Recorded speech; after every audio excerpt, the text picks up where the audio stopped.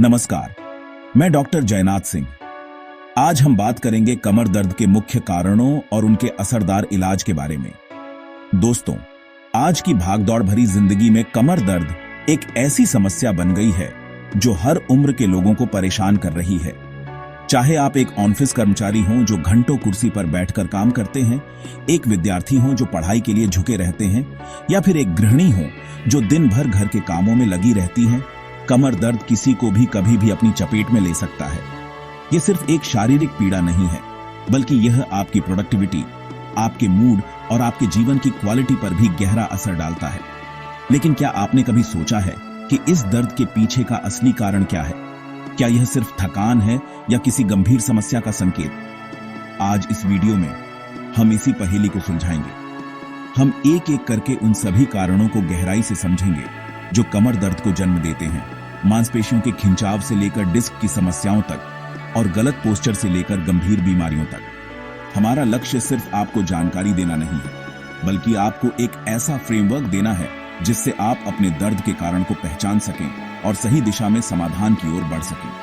तो मेरे साथ इस वीडियो में अंत तक बने रहिए, क्योंकि आज हम सिर्फ प्रॉब्लम की बात नहीं करेंगे, बल्कि पावरफुल सॉल्यूशन की भी बात करेंगे। हम जानेंगे कि कैसे आप घर पर ही कुछ आसान तरीकों से राहत पा सकते हैं, कब आपको डॉक्टर के पास जाना चाहिए और कैसे आप अपनी जीवन शैली में छोटे छोटे बदलाव करके इस समस्या को हमेशा के लिए अलविदा कह सकते हैं। यह वीडियो आपके लिए एक गेम चेंजर साबित हो सकता है। तो चलिए बिना किसी देरी के शुरू करते हैं और कमर दर्द की इस चुनौती को एक अवसर में बदलते हैं। दोस्तों, चलिए सबसे पहले उस कारण की बात करते हैं जो लगभग 85% कमर दर्द के मामलों के लिए जिम्मेदार है, और वो है मांसपेशियों में खिंचाव या मोच, जिसे हम मसल स्ट्रेन या स्प्रेन भी कहते हैं। सोचिए, आपकी कमर की मांसपेशियां और लिगामेंट्स एक रबर बैंड की तरह हैं। जब आप अचानक कोई भारी सामान उठाते हैं, गलत तरीके से तेजी से झुकते हैं या खेलते समय अचानक घूम जाते हैं, तो ये रबर बैंड अपनी क्षमता से ज्यादा खींच जाते हैं। इसी ओवर स्ट्रेचिंग की वजह से मांसपेशियों के महीन रेशों में छोटे छोटे टीयर्स आ जाते हैं, जिससे सूजन और तेज दर्द होता है। यह दर्द इतना तीव्र हो सकता है कि आपको हिलना डुलना भी मुश्किल लगने लगता है। यह समझना बहुत जरूरी है कि यह समस्या किसी के भी साथ हो सकती है। जिम में गलत तकनीक से डेडलिफ्ट करना, घर की सफाई में भारी फर्नीचर खिसकाना, या यहाँ तक कि सुबह बिस्तर से गलत तरीके से उठना भी इस खिंचाव का कारण बन सकता है। अच्छी खबर यह है कि इस तरह का दर्द आमतौर पर कुछ दिनों या हफ्तों के आराम और सही देखभाल से ठीक हो जाता है। लेकिन इसे नजरअंदाज करना एक बड़ी गलती हो सकती है, क्योंकि बार बार होने वाला खिंचाव आपकी कमर की मांसपेशियों को स्थायी रूप से कमजोर कर सकता है, जिससे भविष्य में और गंभीर समस्याओं का खतरा बढ़ जाता है। इसलिए कारण को समझना ही समाधान की ओर पहला कदम है। अब बात करते हैं उस दुश्मन की जो चुपचाप धीरे धीरे आपकी कमर को कमजोर करता है, और वो है आपका गलत पोस्चर या गलत मुद्रा। आज की डिजिटल दुनिया में हम घंटों तक लैपटॉप के सामने झुके रहते हैं, सोफे पर अजीब पोजीशन में बैठकर मोबाइल चलाते हैं या फिर गलत तरीके से खड़े होते हैं।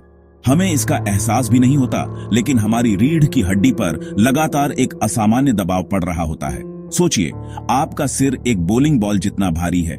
जब आप सीधा बैठते हैं तो आपकी रीढ़ की हड्डी इस वजन को आसानी से संभाल लेती है, लेकिन जैसे ही आप आगे की ओर झुकते हैं, आपकी कमर की मांसपेशियों पर यह दबाव कई गुना बढ़ जाता है। लंबे समय तक इस गलत पोस्चर में रहने से आपकी रीढ़ की हड्डी का नेचुरल एस शेप बिगड़ने लगता है। मांसपेशियां असंतुलित हो जाती हैं। कुछ मांसपेशियां बहुत ज्यादा टाइट और छोटी हो जाती हैं, जबकि कुछ बहुत कमजोर और लंबी हो जाती हैं। यह असंतुलन आपकी रीढ़ की हड्डी के जॉइंट्स और डिस्क पर भी असमान दबाव डालता है, जो धीरे धीरे क्रॉनिक दर्द का रूप ले लेता है। यह एक स्लो पॉइजन की तरह है, जो आपको तुरंत महसूस नहीं होता, लेकिन लंबे समय में आपकी कमर की सेहत को पूरी तरह से बर्बाद कर सकता है। इसलिए अपनी मुद्रा पर ध्यान देना सिर्फ अच्छा दिखने के लिए नहीं, बल्कि दर्द मुक्त जीवन के लिए भी अत्यंत आवश्यक है। चलिए अब थोड़ा और गहराई में चलते हैं और रीढ़ की हड्डी के शॉक एब्जॉर्बर यानी डिस्क की समस्याओं को समझते हैं। आपकी रीढ़ की हड्डी के हर दो वर्टिब्रा के बीच में एक नरम जेली जैसी डिस्क होती है। इसका काम एक कुशन की तरह होता है, जो चलने फिरने कूदने के दौरान लगने वाले झटकों को सोखती है। लेकिन कभी कभी गलत दबाव या उम्र के कारण इस डिस्क की बाहरी मजबूत परत फट जाती है और अंदर का जेली जैसा पदार्थ बाहर निकल आता है। इसी स्थिति को हम हर्निएटेड डिस्क या स्लिप डिस्क कहते हैं। यह बाहर निकला हुआ पदार्थ पास से गुजरने वाली नसों पर सीधा दबाव डालता है। यह दबाव ही तेज चुभने वाले दर्द का कारण बनता है। यह दर्द सिर्फ कमर तक सीमित नहीं रहता, बल्कि यह उस नस के रास्ते यानी कूल्हे और पैरों तक भी जा सकता है। इसके अलावा एक और समस्या है जिसे डिस्क डिजनरेशन कहते हैं। उम्र के साथ हमारी डिस्क पानी खोने लगती है, पतली और कमजोर हो जाती है। इससे उनकी शॉक एब्जॉर्ब करने की क्षमता कम हो जाती है और मनकों के बीच की दूरी घट जाती है, जिससे अकड़न और दर्द होता है। यह समझना महत्वपूर्ण है कि डिस्क की समस्या सिर्फ एक मैकेनिकल प्रॉब्लम नहीं है। यह आपकी नसों को सीधे तौर पर प्रभावित करती है, जिससे दर्द के साथ साथ सुन्नपन या कमजोरी जैसे लक्षण भी आ सकते हैं। दोस्तों, क्या आपने कभी ऐसा दर्द महसूस किया है जो बिजली के करंट की तरह आपकी कमर से शुरू होकर कूल्हे के रास्ते आपकी पूरी टांग में नीचे तक जाता है? अगर हां, तो यह साइटिका हो सकता है। साइटिका अपने आप में कोई बीमारी नहीं है, बल्कि यह एक लक्षण है। यह तब होता है जब आपकी साइटिक नर्व, जो हमारे शरीर की सबसे लंबी और सबसे मोटी नस है, पर कहीं दबाव पड़ता है। यह नस आपकी पीठ के निचले हिस्से से निकलकर कूल्हों से होते हुए दोनों पैरों के पिछले हिस्से तक जाती है। जब इस नस पर दबाव पड़ता है तो यह इरिटेट हो जाती है और इसके पूरे रास्ते में दर्द, झुनझुनी, सुन्नपन या कमजोरी महसूस होती है। साइटिका का सबसे आम कारण हर्निएटेड डिस्क ही है, जैसा कि हमने पिछले चैप्टर में समझा। जब डिस्क का जेली जैसा पदार्थ बाहर निकलकर साइटिक नर्व को दबाता है तो यह दर्द शुरू हो जाता है। इसके अलावा स्पाइनल स्टेनोसिस यानी रीढ़ की हड्डी का संकुचन या किसी अन्य कारण से भी यह नस दब सकती है। साइटिका का दर्द हल्का या बहुत तेज हो सकता है। कुछ लोगों के लिए यह एक हल्का दर्द होता है, जबकि दूसरों के लिए यह एक असहनीय जलन या चुभन जैसा दर्द हो सकता है, जो उनके रोजमर्रा के काम करना भी मुश्किल बना देता है। इसलिए अगर दर्द पैर में जा रहा है तो इसे सिर्फ कमर दर्द समझकर नजरअंदाज न करें। अब हम बात करेंगे एक ऐसी स्थिति की जो अक्सर उम्र के साथ जोड़कर देखी जाती है, लेकिन यह युवाओं को भी प्रभावित कर सकती है, और वो है गठिया या आर्थराइटिस। जब हम गठिया की बात करते हैं तो कमर दर्द के संदर्भ में दो प्रकार मुख्य हैं, ऑस्टियोआर्थराइटिस और एंकिलोजिंग स्पॉन्डिलाइटिस। ऑस्टियोआर्थराइटिस को वियर एंड टियर आर्थराइटिस भी कहते हैं। समय के साथ हमारी रीढ़ की हड्डी के मनकों को जोड़ने वाले छोटे छोटे जोड़ों यानी फैसेट जॉइंट्स के ऊपर की चिकनी कार्टिलेज घिसने लगती है। जब यह सुरक्षात्मक परत घिस जाती है तो हड्डियां आपस में रगड़ खाने लगती हैं, जिससे दर्द, सूजन और अकड़न पैदा होती है। यह दर्द अक्सर सुबह के समय या ज्यादा देर आराम करने के बाद बढ़ जाता है। दूसरा प्रकार है एंकिलोजिंग स्पॉन्डिलाइटिस। यह एक ऑटोइम्यून बीमारी है जिसमें शरीर का इम्यून सिस्टम गलती से रीढ़ की हड्डी के जोड़ों पर हमला कर देता है। इससे गंभीर सूजन होती है और समय के साथ रीढ़ की हड्डी के मनके आपस में जुड़ सकते हैं, जिससे रीढ़ की हड्डी बहुत कठोर और सीधी हो जाती है। यह एक क्रोनिक और दर्दनाक स्थिति है जो अक्सर युवा पुरुषों में शुरू होती है। गठिया के कारण होने वाला कमर दर्द सिर्फ एक दर्द नहीं है, यह आपकी रीढ़ की हड्डी की फ्लेक्सिबिलिटी और स्ट्रक्चर को स्थायी रूप से बदल सकता है। इसलिए इसकी सही पहचान और प्रबंधन बहुत जरूरी है। कल्पना कीजिए कि आपकी रीढ़ की हड्डी एक सुरंग है और उसके अंदर से आपकी स्पाइनल कॉर्ड और नसें एक हाईवे की तरह गुजर रही हैं। अब सोचिए, अगर किसी कारण से यह सुरंग अंदर से संकरी या तंग होने लगे तो क्या होगा? अंदर से गुजरने वाली नसों पर दबाव पड़ेगा, ट्रैफिक जाम हो जाएगा। इसी स्थिति को मेडिकल भाषा में स्पाइनल स्टेनोसिस या रीढ़ की हड्डी का संकुचन कहते हैं। यह संकरापन रीढ़ की हड्डी के किसी भी हिस्से में हो सकता है, लेकिन कमर के निचले हिस्से यानी लंबर रीजन में यह सबसे आम है। इस संक्रमण के कारण नसों पर लगातार दबाव बना रहता है।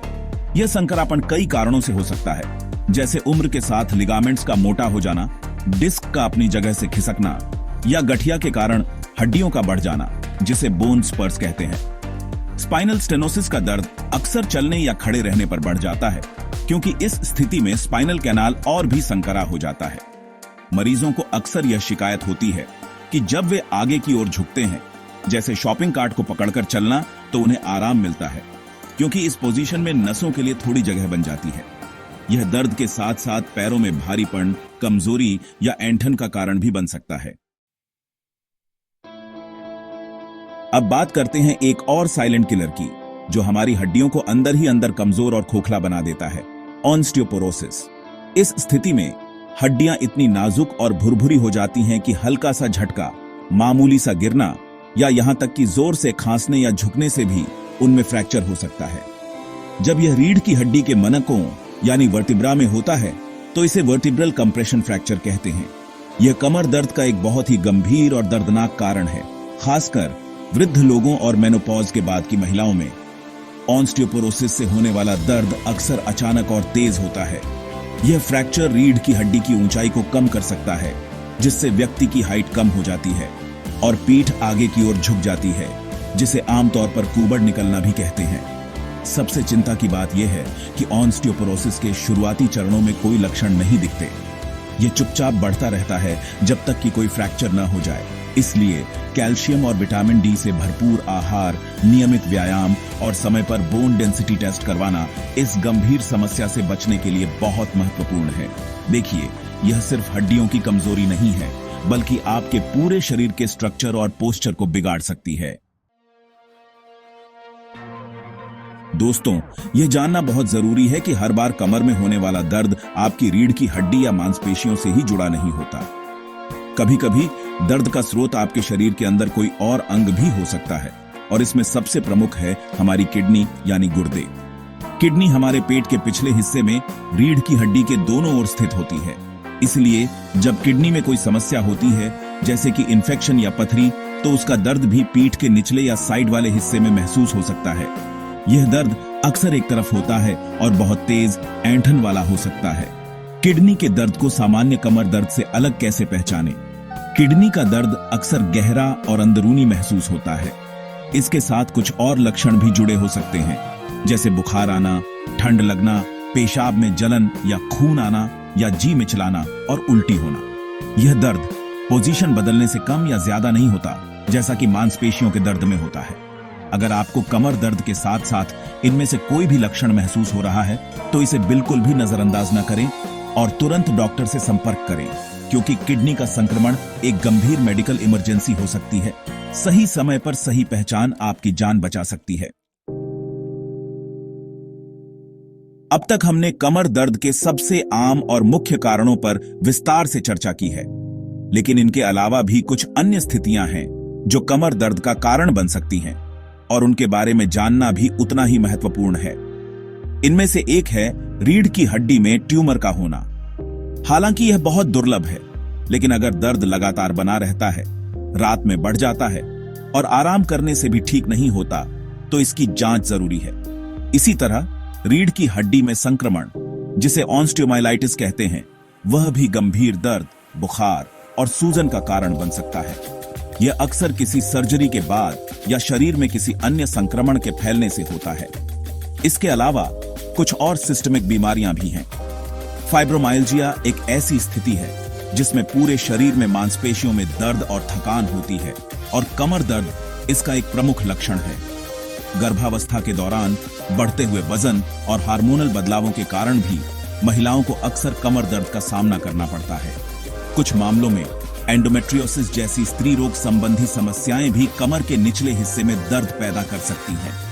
इन सभी कारणों को समझना इसलिए जरूरी है ताकि आप अपने लक्षणों को बेहतर तरीके से पहचान सकें और डॉक्टर को सही जानकारी दे सकें, जिससे सही डायग्नोसिस और सही इलाज संभव हो सके।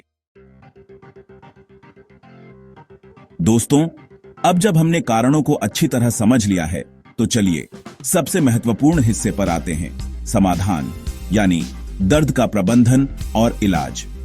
कमर दर्द का मैनेजमेंट एक मल्टी स्टेप प्रोसेस है।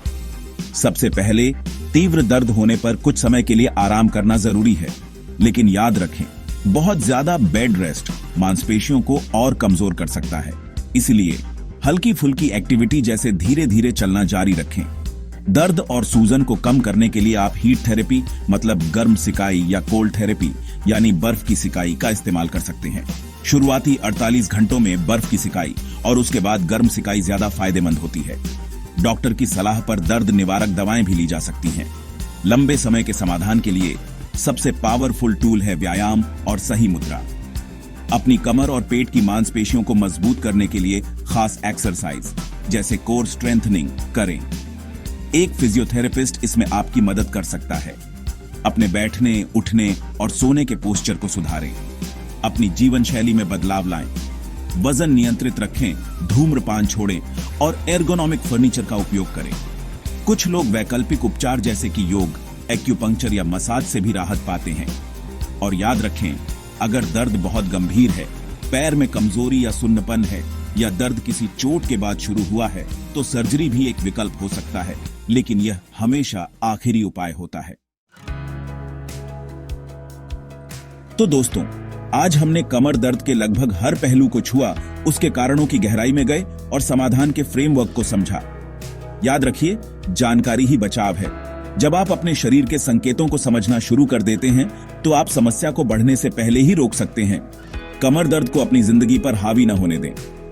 आज हमने जिन समाधानों की बात की है, सही पोस्चर, नियमित व्यायाम और स्वस्थ जीवन शैली, ये सिर्फ कमर दर्द के लिए ही नहीं, बल्कि आपके ओवरऑल स्वास्थ्य के लिए भी एक निवेश है।